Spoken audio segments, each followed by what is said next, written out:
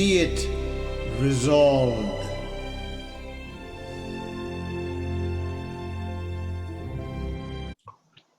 Hello, welcome to Be It Resolved, your weekly debate podcast.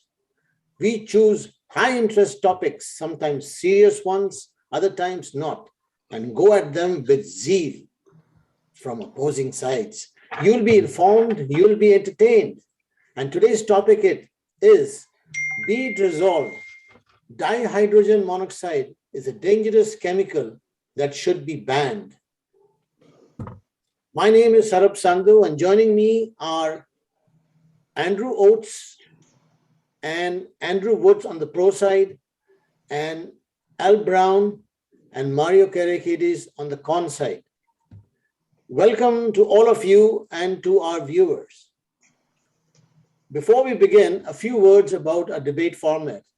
Each debate will be given 3 minutes to present their constructive arguments, after which I will join in with them for an open 10-minute round robin.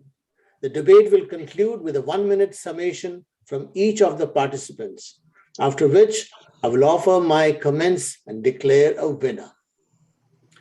A reminder that the views about to be expressed by the debaters are for the purpose of winning the debate only and do not necessarily represent their personal opinions. The resolution once again is, be it resolved that dihydrogen monoxide is a dangerous chemical that should be banned. Let's begin a debate with Andrew Oates as the pro number one. Andrew, you got 3 minutes. Thank you, Sarab. This topic was new to me when it was suggested by the group, and I, of course, went straight to the internet to do some research, find out more about the topic. And of course, dihydrogen monoxide is 7-syllable chemical name. I mean, who can trust that? But I'm going to refer to it from now on as DHMO because it's more pronounceable. But I found all kinds of reasons why this substance should be banned and or controlled in different arenas. I want to focus on 3 of them here in my opening arguments. One is about the consumer products where it's hidden and is foisted on consumers without their knowledge because it rarely appears on labels. And about some statistics I found from the World Health Organization about the number of deaths that it causes per year by asphyxiation. And then thirdly, with the Olympics coming up, just to touch on its use as a performance-enhancing compound by athletes that seems to fly under the radar and doesn't get caught by other tests. So number one, about the consumer products, I found it just shocking. Traces are in baby formula, soups, carbonated beverages, and even products that are labeled as all natural are found to contain this stuff. It's used in community swimming pools to maintain chemical balance, and even in daycare centers purportedly for sanitary purposes. And they're not made part of the labeling. They're used in beers and wines and things like that as well, even bathtub bubble products for children. Now moving on to the WHO, the World Health Organization statistics, they say that asphyxiation by DMHO is the 3rd leading cause of unintentional injury death worldwide, accounting for 7% of all injury-related deaths. This makes 236,000 deaths annually worldwide. We're worried about COVID. This happens every year. And the statistics for Canada are 289 people every year. And by the way, WHO says the global estimates may underestimate the actual public health impact. Performance enhancement in sports. It's not detected by the standard traces. Doctors recommend it. They know it won't be caught. It does, athletes agree that it improves performance, and virtually all of them use it, the ones who want to cheat. That's my 3 minutes. Thank you very much. Thank you very much. Now, can we invite from the con side, Al Brown, to give his 3 minutes opening remarks? Ladies and gentlemen, throughout human history, we have used a myriad of products for our daily lives, things that we just accepted because they were there in our environment. We used them because they were natural or they appeared to be natural. And for the most part, they didn't really kill us. They didn't damage us very much. They were just there. They helped us get through our lives because that's what they were there. I mean, we've lived with this particular chemical for hundreds, maybe, I don't know, thousands, tens of thousands of years as a species. And now some scientists are coming along and saying that it's bad for us, putting it in the same category as things like tobacco. I don't think that's right. We've now live in a world where science can tell us everything we want to know about all of the chemical substances and compounds that we put in our bodies. And all of a sudden, we're finding out that some of these aren't very healthy. Well, that's kind of a trite argument. From what I can see, there isn't one chemical or one product that humans use that can't kill us. The only logical one explanation one can say from that is if we're going to die from something, at least find something that gives us a little bit of pleasure and fun. And frankly, the use of dihydrogen monoxide in society, the prevalence of use indicates to me that people prefer it. And if they prefer it, why should we interfere with their use of this product? After all, nobody's going to live forever. We're all going to die someday. So let's just enjoy these products that we have around us and try not to get overexcited of them. To me, the stress of worrying about what we're consuming is more serious, a greater danger to our health than the products themselves.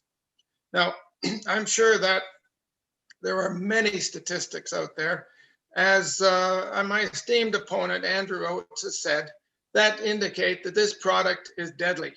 But so what? There, I can probably find the same statistics for just about every other product. And I can also find a few good reasons for dihydrogen monoxide, which my colleague and Mario Karakides will bring up. Thank you very much. Back to you, Sarab. Thank you very much, Al. Now, from the affirmative side, we have Andrew Wood, who would give us 3 minutes. Well, thank you, Sarab, and hello, fellow debaters. It certainly sounds good to hear from the opposition that this is, in fact, a deadly chemical. And if they've conceded that point right at the beginning, well, then that's all to the better, isn't it? Dihydrogen monoxide, just to say it sounds scary. I agree with my colleague there. I'll refer to it as DHMO. Do you know, and this is a fact, that this stuff comes out of the taps in our homes? And there's no regulation. And it doesn't even matter. There are many places in our country where there are boil water notices. But in fact, boiling the stuff that comes out of our taps, the water, that doesn't get rid of it. All it does is turn the dihydrogen monoxide contained into the water into a vapor, into a blistering vapor that is still in the air and is even more dangerous. Now, people may not realize that this chemical is found in mother's milk, in human milk. That's how deeply it contaminates the system. And you'll never hear it. You'll never hear it talked about. It's never been approved either by Health Canada or by the FDA. And so when my opponent says, why should we interfere? Well, it's obvious that we need to interfere. This stuff needs to be banned, or at least it needs to be suspended, the use of it immediately until the scientific studies can be done that prove that the use of it is justified. And I'm prepared to go further in my arguments because, listen, 75% of our ocean, of our planet's our ocean. And not only is obviously the stuff coming out of our taps contaminated with it, but the very oceans of this planet are contaminated with it. And it's not even pure DHMO. It's DHMO that has been contaminated with sodium chloride. And so it's double trouble. So there is just no justification in any sense to continue the use of this chemical until it has been studied, until it has been, the dangers have been found out. And it's just, whoa, you know, now that there's knowledge about it, now that it's out in the open and the conspiracy has been exposed, now is the time to put the brakes on it, to study it properly, and to highly restrict its use. So yes, I mean, there are so many products in which it is contained, and you know what? For one, I'm staying away from it, and I urge people to support a ban on this dangerous chemical. Mr. Sandhu. Thank you. Thank you very much. Thank you very much, gentlemen. We have finished our initial. No, we summation. haven't. Mario. Oh, sorry, Mario. Mario, I'm so sorry. Mario, go ahead, please. Concept. Now, thank you very much, Mr. Moderator. And I understand why you may think that I'm not necessary to speak, because what you heard from our opponents is just basically, okay. They even renamed it to DHMO just to make it sound like it was something different. But the issue is here that dihydrogen monoxide is very good for you. And the problem is that people don't understand the nutritious value that it has in the human body. And they try to make it sound like it's scary and whatever, and to ban it, because people want to hear about, we're living in a cancel society these days. People want to ban everything. But the thing is this, DHMO helps the body in many ways.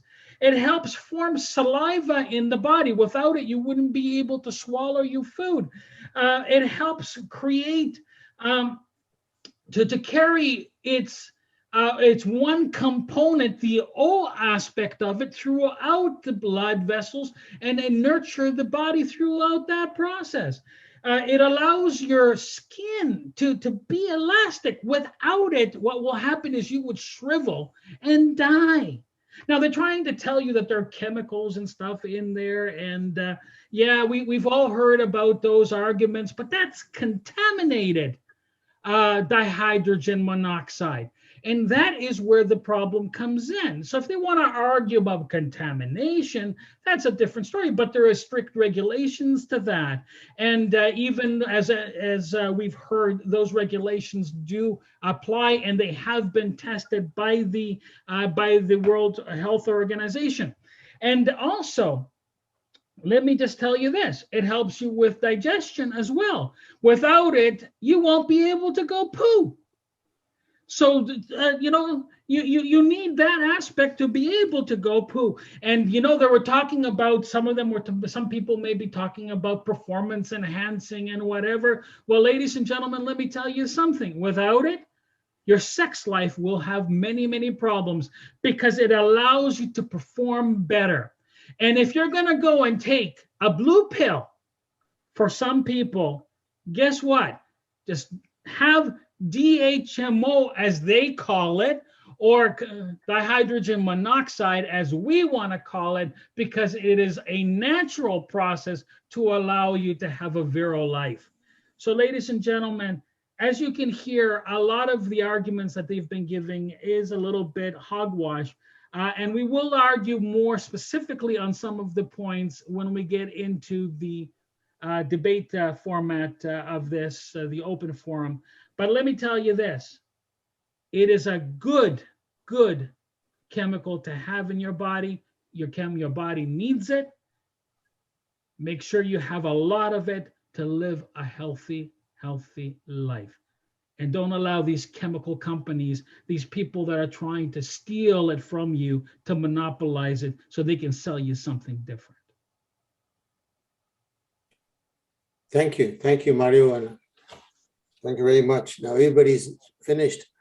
Now, I would like to open the floor and I ask a specific question to the affirmative side. I just want to know how much of dihydrogen monoxide there is in the world, on the planet. Well, that's the whole thing.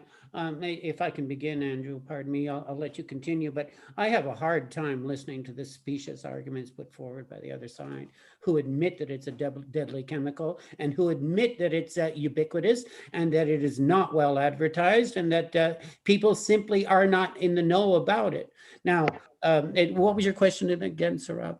How much of the mass of Earth is dihydrogen? Well, we don't know, do we? And that's exactly why it should be studied. That's exactly why we need to put the brakes on the whole thing until it can be properly studied scientifically. Andrew, I'm sure you have something you want to say as well. Well, I'd like to comment first on the attitude of our opponents about living fast, dying young. We're all going to die someday anyway. Just have a lot of sex and it won't matter. We're trying to live a healthy and long life here, our arguments. We want to be healthy. And that's why I'm particularly concerned that there's so much of this that's used in preservation and the production of even natural fruits and vegetables, organics and so on. If it's so healthy for the body, why do so many heart patients, for example, spend a lot of their hard-earned money on drugs to get rid of it? Because it's bad for them, and it's not them that do that. The doctors tell them, get rid of that substance from your body because it's killing you. Mr. Moderator, okay, let me tackle this. Let me tackle this because okay, what do you want to say? I think this needs to be answered right away because this question is really, really important. So let me give him the answer. They quoted basically that it creates 236,000 deaths a year. And they're trying to make it sound like it's killing people. When I was born, and this chemical has been around forever, since the planet was created. When I was born, we had 3.4 billion people on this planet. We're now approaching 7.9 billion people on this planet. Everybody consuming this chemical on a day-to-day basis, multiple times, over and over again. And people are living longer lives because of it. Now you're trying to vilify it, and I understand your motives. Don't get me wrong. I do understand the financial motives, like Nestle and others that do have to make money off of keeping it away from us. Mr. Moderator, this is abuse. This is abuse. This is time to step in here, Mr. Moderator. He is imputing. Certain, reasons for us making our arguments that have nothing to do with He what claimed 236,000 deaths. We're saying 7.9. Okay. Can we have Al Brown give his viewpoint? I think this is a very good question. Why at this time is this issue coming up for a chemical that is being so ubiquitous in our world? Who is driving this argument? Is it the major chemical companies who are pushing an alternative for which they have a monopolistic control? So it's all about the money? It's called science, Al. We make progress. We know science is controlled by major corporations. We know that controlling the substance controls cholera. We know that it's associated with malaria. We've learned how to solve those problems. Now we have but it's also very abundant and cheap and free, and it's available for every human on this planet to use. And the alternatives are far more expensive, and they come from major chemical companies. Okay, I want to ask another question from the con side. Do you think they have this chemical on Mars? Yes. That chemical exists on Mars and it exists in most planetary systems. As a matter of fact, it exists on the moon as well. It was recently discovered on the moon. There is enough evidence out there that suggests that is there. Now, one thing that I want to say, and our opponents mentioned it earlier, that there is some sort of a choking hazard with this, that people inadvertently get choked by it and they die. But there's so many other products that people can choke on. I mean, President Jimmy Carter choked on a peanut. George W. Bush choked and fainted from a pretzel. So come on, are we going to ban everything that possibly has a choking hazard? We're not talking about choking. That is a hazard as well. But I was talking about asphyxiation, which is like carbon monoxide. It kills people. But the death rates are much higher from this. But is that a gas? Are you saying that this chemical is a gas? Absolutely. No. I'm just saying that if you ingest it into your lungs, which people do by accident, it's fatal.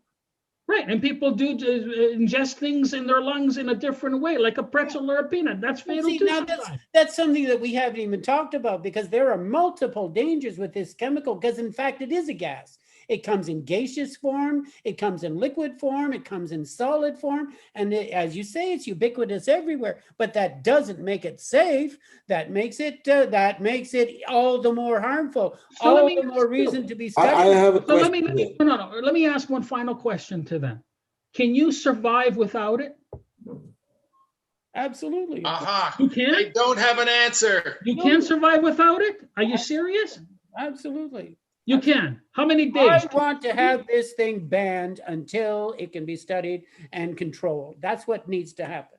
So If you can say that with a straight face, sir, then I just. okay, I would like to ask this question to Andrew. Andrew, you like your beer, right? You want to ban Who are beer? you speaking to, Sarab? We're not sure who you're talking to. Which To Andrew? Wood. Andrew Wood. Hmm. This question is for you. If you like beer, do you want to ban beer? Here is my answer to you, Sarab. I have only recently, really been informed about the dangers inherent in this chemical. And it's just come up because of the conspiracy, because of the hiding. So I have learned that, yes, beer does contain this. And I assure you that not one drop of beer is going to pass my lips until this chemical has been thoroughly studied and approved by the public health authorities here in Canada. We get back to the argument that I mentioned earlier. Everything that we consume as humans can kill us in inappropriate quantities. And certainly, dihydrogen monoxide is no different from any of the other products and chemicals and compounds and elements that we put into our bodies. It's not the misuse of it's not the chemical itself that causes us problems. It is the misuse of it. And most people know how to use it responsibly. That is why there's only maybe 200 odd deaths in Canada out of a population of 37 million. Now, does that speak to an issue? Far more people die in traffic accidents than die from dihydrogen monoxide.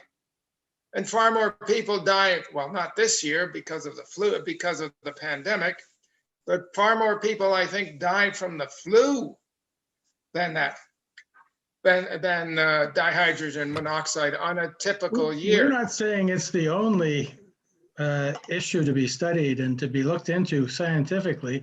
We're just saying that it's time that this one was addressed because it hasn't been heretofore, and it is a significant problem in a lot of areas. Yeah, there's Gentlemen, I think we finished at round robin. We have finished at 10 minutes. Now, I would like to proceed with the closing arguments. We're going to go backwards, is it? Yes, start with Mario. Mario. Start with me. Start with me and Mario sizes up. Okay. Al Brown, will you go for closing comments for 1 minute, please? Okay. Thank you very much, Sarab. One thing that has been demonstrated throughout our economy over the last 100 odd years, and that banning products never works. The US tried to ban alcohol back in the 1920s and it didn't work. They ended up repealing the abolitionist laws as a consequence. So simply banning this product isn't going to solve the problem at all. The use of this chemical should be grandfathered because everybody's been using it. Virtually everybody has been using this chemical in some form in the last while. I agree that we should study it more, but we should continue to use it responsibly so that it doesn't cause serious injury and accident in future.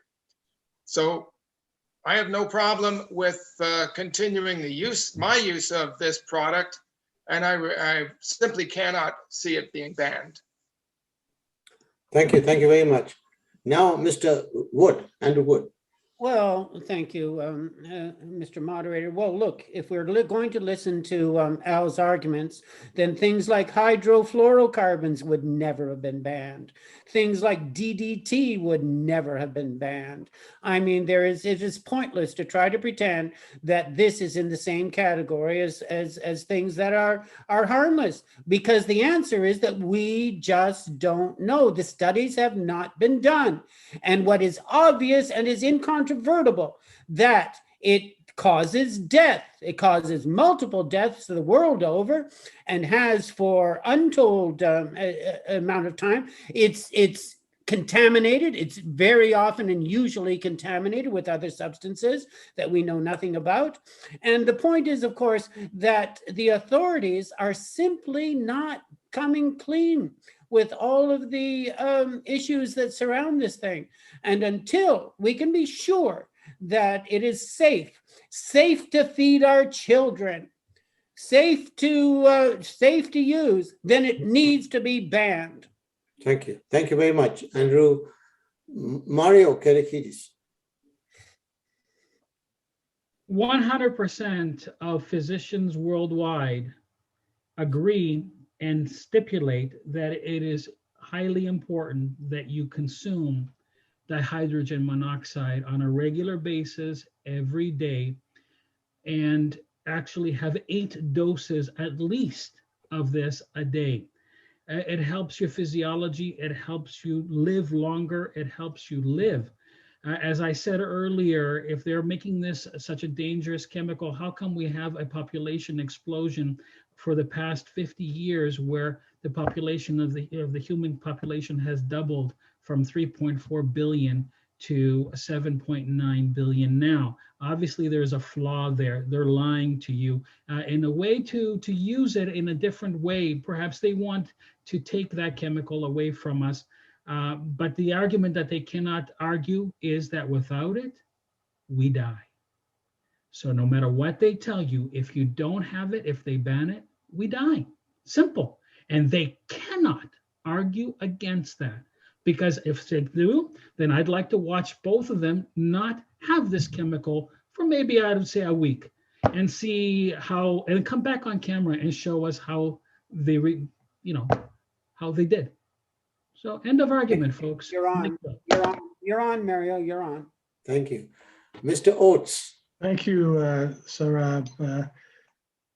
100% of physicians would also tell you that abusing this substance can be bad for your health.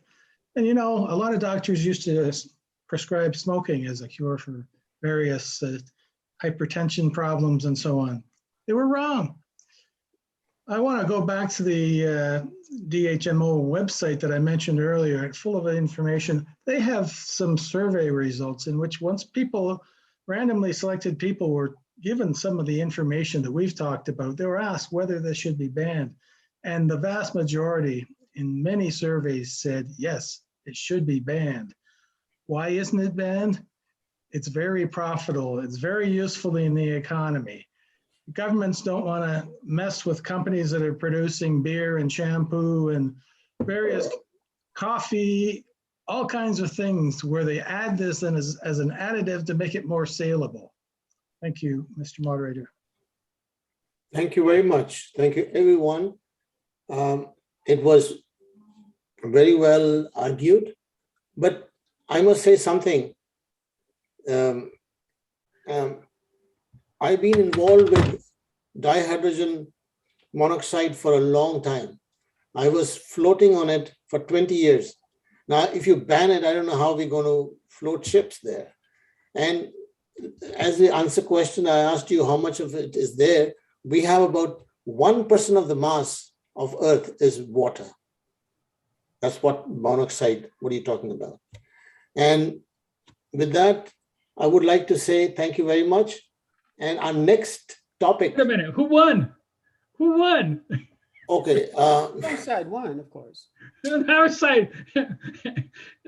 If you want, we can postpone it and they can come back in a week and we can decide at that point. Who The won. RAB has just admitted a strong bias here. I think we should take that into consideration here. I No, know. Shall we it- toast it- the hydrogen monoxide, guys? Come on, let's host it. Toast to hydrogen. I think with all the arguments put together, You guys don't care when you die. it should not be See banned. you at the cemetery. Look at this, look at this. Dihydrogen monoxide, everybody. You cannot ban it. It's the con side one. Oh my goodness, I demand a recount. Okay, thank you to all our debaters and especially to all our viewers. Be sure to join us next time.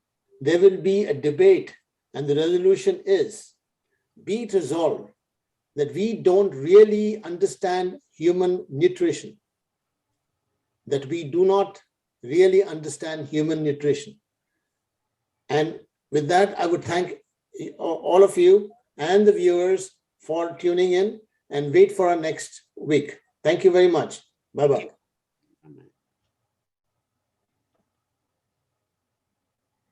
Thank you for listening and please subscribe so you do not miss another episode. Thank you.